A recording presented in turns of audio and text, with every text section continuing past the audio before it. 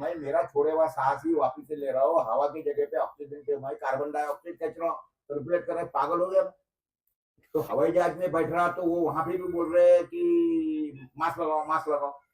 तो मैंने बोला साला ये तो पागल बना है। वहां पे दिमाग में आ गया यार ये कितना बड़ा पागल बना है। और वो अकोला में उतर के ही मैं जाके बगैर मास्क का घर में चलेगा तो वो बोले पापा क्या कर दिया आपने, मास्क नहीं लगाया, आप पहले जाके नहाओ। नहाए सब कर दिए, उसके बाद में आए तो बोले आप दो दो गज की दूरी। अरे मैंने बोला यार ये बहुत ही पागल बना हो गया।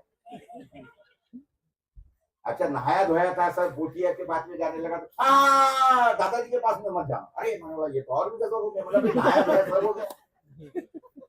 देखिए ऐसा है, मेरी जो बहू है साहब बहुत बहुत ज्यादा पढ़ी लिखी है। पढ़ी लिखी है, सुशील है, उसके बाद में बहुत अच्छी है, मुझसे बहुत प्रेम करती है और सब करती है। लेकिन क्या है एक बात ध्यान में रखिए, ये जो प्रचार प्रसार हो गया इतना बेकार हो गया कि वो जो आप जो अच्छा इसमें सबसे ज्यादा मरे कौन, वैक्सीन सबसे ज्यादा लिए जो ज्यादा पढ़े लिखे थे वो। मैंने आपको बताता ये सारा जब चक्कर चल रहा था तो कई बार हुआ ऐसा, मैं घर को भी आता था खेत से तो भी वो नहाओ जो तो फिर आखिरी में एक दिन बहुत 5-6 दिन के बाद मेरा भाई देखो ऐसी बात है तो मैं यार खेत पे रोकता हूँ। तो 1 साल भर मैं खेत में रुका, अपने ही घर से निकाल दिए गए। तो निकाले नहीं गए, लेकिन अभी वो ये था तो मैं तो उस कंडीशन में रह नहीं सकता था कि ये बहुत ही यार ये ब्लैकमेलिंग हो गया ना एक तरीके से। तो मैं वहां रहना खेत के रहना चालू कर दिया और मेरे जिंदगी का सबसे अच्छा साल था। अब वो साल भर में मैंने क्या क्या किया, उस समय पे यही पागल मेरे को मिला वहां पे उस समय पे। क्योंकि उस समय पे बैठ के काम क्या था, वीडियो बनाओ, देखो ये साले ऐसा मत करो, डरो मत, टमका मत करो, धमका, इतने वीडियो यूट्यूब पे डाले तो साला 2 घंटे में यूट्यूब से वीडियो हटाए जाते थे। फिर मैं छोटे छोटे बनाने लगा, ग्रुप में डालने लगा, ग्रुप वाले उसको मल्टीप्लाई करके बगैर यूट्यूब मेरे वीडियो लाख लाख 2-2 लाख पे जाते थे। कहां से, यानी इतना पॉपुलर हो गया था। मैं उस दिन तो पिछले बार मैं तेरे को मिलने आया था ना वहां पे हरियाणा में, तो कोई गार्डन में बैठा था मैं ऐसा, तो वो बैठा था वहां पे, ऐसे एक कपल आगे चले गया और कपल आगे जाने के बाद में वो 10-15-50 फुट जाने के बाद में वापिस आए। बोले आप प्रकाश पूरे तो नहीं, बोला भाई हाँ वो, अरे वहां पे वो पाव छूके बोले, अरे बोले आपके घर तुम जिंदा है, बोले आज अरे आपके वीडियो देख के बोले हम कल आई, बोले हमने वैक्सीन नहीं लिया। अरे मैंने बोला चलो कितना कुछ पा लिया। तो दोस्तों बातें ऐसी हुई है इसके अंदर, ये सारा का सारे जो फार्मा माफियों ने जो गेम चलाया उसके अंदर सारे लोग हम लोग फंसे थे उसके अंदर।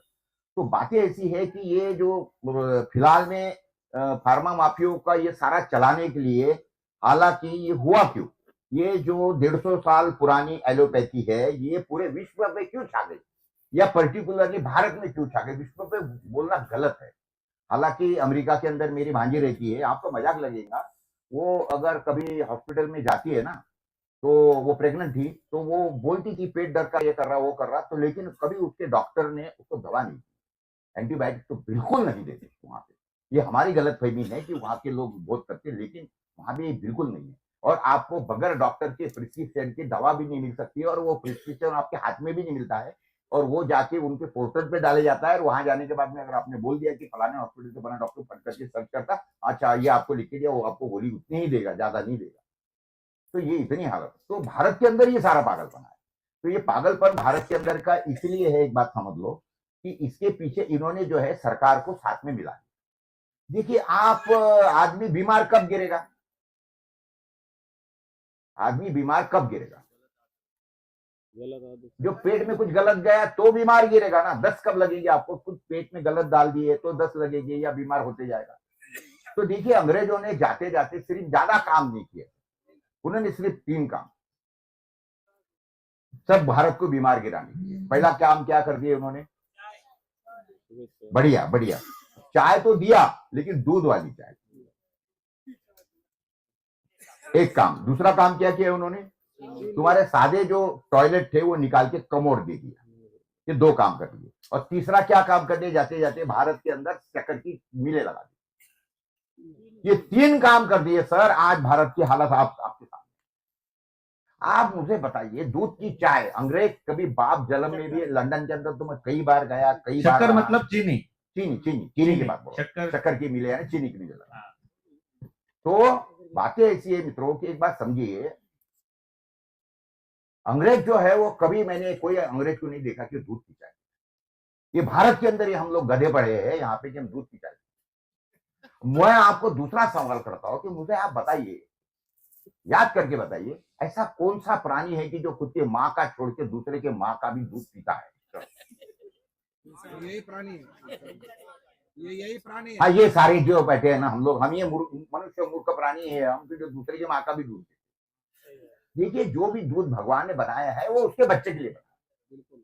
तो घोड़ा होगा, उसके भैंस भैंस होगी या गाय होगी या शेर होगा या शेरनी होगी, जो भी है उसके बच्चे के लिए वो दूध का जो मेटाबॉलिज्म है वो उस तरीके से वही पचा सकता है। और हम ऐसे मूर्ख है कि हम दूध पी ले।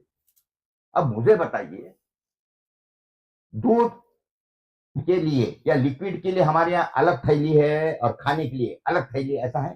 तो सब तो एक ही जगह जाता है। अब दूध के अंदर नमक गिरा तो क्या होगा? दूध फटेगा। और आपको में से कितने लोग हैं कि जिसने फटे हुए दूध को चलनी से फिल्टर किया? बताइए। दूध, फटे हुए दूध को चलनी से आप उसको ये करो, यानी छानो उसको, और चैलेंज भी मैं बताता कि अगर वो चलनी आपसे साफ होगी तो मुझे बता देना, नहीं ये तो प्रयोग जाके घर को कर लेना। वो कभी साफ नहीं होगी, क्योंकि वो जो उसके अंदर का ये है ना, वो इतना जम जाता है कि उसको साफ करना यानी 5-10 मिनट तो उसको प्रेशर से करना पड़ेगा, साबुन वाबुन डालना पड़ेगा, टक टक टक टक करना पड़ेगा, तब जाके वो थोड़ी साफ होगी, नहीं तो उसको फेंक ही देना पड़ता है। अब जब ऐसी बात है कि वो फटे हुआ दूध अगर चलनी से साफ नहीं होता तो हमारे देश बॉडी के अंदर ये सफाई करने वाला यंत्र क्या है? किडनी। कितना प्रेशर डाल रहे हैं हम हमारे किडनी के ऊपर। दूध की चाय पी लेते हैं और उसके बाद में फिर वो जाके पेट में फटना ही है, क्योंकि वो तो आपने खाना खा लिया, खाने के ऊपर दूध पी रहे आप, यानी दूध वाली चाय पी रहे हो, वो फटना ही है। अब दूसरा मैं सवाल करता हूं, क्या आपको ये मालूम है कि हम आजाद हुए थे उस समय पे हमारे देश की पॉपुलेशन कितनी? 50 करोड़। 50 करोड़। और हमारे देश के अंदर जो जानवर थे उनकी संख्या कितनी? 200 करोड़। तो रेशियो क्या बैठा? एक आदमी के पीछे 4 जानवर। आज क्या है? ये 150 करोड़ है। आदमी तो 150 करोड़ हो गए और जानवर 40 करोड़। लेकिन क्या कभी आपने कोई न्यूज सुनी है दूध महंगा होने के कारण या दूध की किल्लत होने के कारण भारत की जनता बड़ी परेशान है? कभी आपने न्यूज सुनी है टीवी पे, पेपरों में? दूध की शॉर्टेज की वजह से दूध के दाम बढ़ गए, जनता परेशान है, सरकार दखल दे। कभी आपने सुनी है? क्यों नहीं सुनी भाई? नकली दूध बना रहे ना। हाँ, दूध की डिमांड कब कब बढ़ती है? दिवाली, दशहरा, त्योहार की बात करो, ईद है, ये कोजागिरी होती है, उस समय पे दूध हमारे यहाँ घोटे जाता है और ये मिठाइयां बनती है। अच्छा वो छोड़ो, क्या आपको मालूम है 1 किलो पनीर बनाने के लिए कितने लीटर दूध लगता है? 4 लीटर। 4 लीटर से 1 किलो दूध बनता है, या 5 लीटर से 1 किलो दूध बनता है, पनीर बनता है। उसके बावजूद भी क्या कभी आपने पनीर के दाम बढ़े हुए या पनीर का शॉर्टेज कभी सुना है आपने? अरे पीने को दूध नहीं है मेरे बाप। कितना दूध लगता है देश में मालूम है आपको? कितना दूध बनता है मालूम है आपको? लगता है तो उसका सीधा रेशियो नेशनल सैंपल सर्वे के हिसाब से एक आदमी के पीछे आधा 500 ml, आधा लीटर। तो जब 140 करोड़ की जनता है तो दूध कितना लगने वाला है हमको? 70 करोड़। ये गवर्नमेंट का आंकड़ा है कि पूरे भारत देश के अंदर दूध फुल पीक में 15 करोड़ लीटर बनता है। अब 15 करोड़ लीटर दूध का उत्पाद है और 70 करोड़ लीटर दूध बिक रहा है। 55 करोड़ लीटर का शॉर्टेज है भाई, तो 70 करोड़ बिक कहां से रहा है? तो जाहिर है सारा का सारा नकली है, फैक्ट्री में बन रहा है, सिंथेटिक। और उसके बाद में कहने का मतलब वो जहर है। तो आदमी ये बोलते नहीं कि तू जहर की क्यों परीक्षा ले रहा है? तो बात ही ऐसी है दोस्तों कि मैं तो मेरे जिंदगी में आज तक के मैं पिछले 45 साल में मेरे शरीर के अंदर दूध का एक क्या बोलते बूंद भी नहीं गया मेरे शरीर। और उसका नतीजा ये है, आपके सामने 72 साल का आदमी खड़ा है, आज तक की जिंदगी में मुझे भगवान के कारण एक गोली खाने का काम नहीं पड़ा। एक गोली नहीं खाई मेरी जिंदगी में, एक गोली। डॉक्टर ने मेरे एक बार दांत तो अभी इंसान हूं तो दांत एक बार खराब हो गए थे, तो दांत निकाले, डॉक्टर ने मुझे ये पर्ची लिख के दिया, ये खा लो, ये एंटीबायोटिक खा लो। मैं निकाल के बाहर फेंक दिया, घर को गया, सीधा हल्दी पकड़ लिया, उसको ये करके खूब रगड़ा 2-3 दिन, आ गया। डॉक्टर बोले सब अच्छा कहा साहब, सब बोलिए अगर, हाँ साहब बिल्कुल, अरे वो शानदार है। अरे तुम गोली काय को लिख के दिया था भाई मेरे को? तो ये क्या है मालूम है क्या, एक बात समझ लो, ये सारा फार्मा कंपनी को जो माफिया है ना, ये सारा माफिया ये सरकार के साथ में चल रहा है। ये कैसे चल रहा है पहले एक समझिए। गवर्नमेंट का जो भी बजट है, वो बजट के अंदर हेल्थ के लिए गवर्नमेंट का पैसा खर्चा होता है। तो ये जो पैसा खर्चा हो रहा है, आप हर साल के पिछले 10 साल के बजट में आपको भेज दो, ये बजट के अंदर हेल्थ के ऊपर का खर्चा हर साल बढ़ते जा रहा है। ये 45 लाख करोड़ का बजट है ये साल का। तो 45 लाख करोड़ के अंदर आप जाके देखिए कि गवर्नमेंट ने कितना पैसा दिया, लास्ट ईयर कितना दिया, तो उसके पहले साल कितना, उसके पहले साल कितना दिया। ये हर साल बढ़ते जा रहा है। और खेती के लिए जो पैसा था, पहले 15% अलोकेशन था खेती के लिए, वो 15% से 14, 12, 10 करते, ये साल सिर्फ 3% अलोकेशन खेती के लिए। महाराष्ट्र का अगर किस्सा मैं आपको बताऊं, महाराष्ट्र का बजट है हमारा 7.5 लाख करोड़ का, हमारे स्टेट का। और उसके बाद में डेफिसिट कितना है, 1.5 लाख करोड़ का। यानी ये नालायकों के बाद में पैसा है 6 लाख करोड़, बजट बनाया 7.5 लाख करोड़ का, यानी 1.5 लाख करोड़ का तो डिफिसिट इनके पास में ऑलरेडी है। और वो होने के बाद में भी जब 7.5 लाख करोड़ का बजट बना रहे हैं, तो देश के ऊपर, हमारे राज्य के ऊपर कितना कर्जा है मालूम है आपको? ये जब इन्होंने 2014 के अंदर जब सत्ता हथिया ली थी, तो हमारे ऊपर कर्जा स्टेट के ऊपर 55,000 करोड़ का, यानी 70 साल में जो पहली सरकारें थी, उन्होंने 70 सालों में 55,000 करोड़ रुपए का कर्जा बनाया था। और अभी कितना कर्जा है, ये जो 2014 में जब इन्होंने दिया था 55,000 करोड़ को, अभी कितना है वो है अभी 2 लाख करोड़ का, सॉरी 10 लाख करोड़ का, 10 लाख करोड़ का, 55,000 से 10 लाख।